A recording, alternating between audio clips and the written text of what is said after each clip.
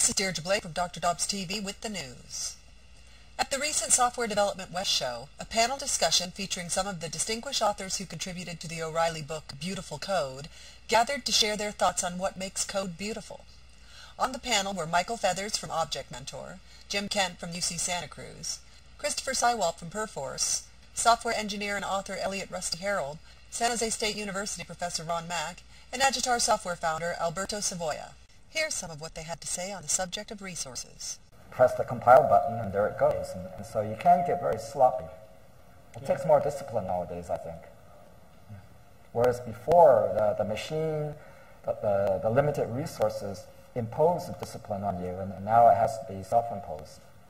I think in 20 years' time they'll be saying the same thing. Back then. Yeah. It's resource mistakes. Because I remember I had a visual editor. It was a screen editor running on a CP/M machine on an 80 or Z80 box 20 years ago, and it was as responsive as my editor is today. It just doesn't have America's Next Top Model playing up in the corner at the same time. Computers always seem to take 3 minutes to boot up, no matter That's the standard.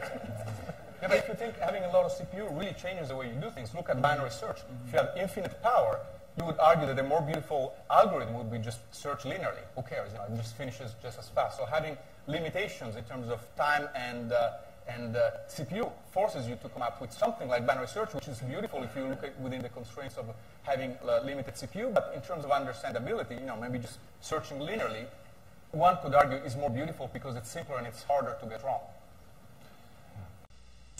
For Dr. Dobbs TV, this is Deirdre Blake.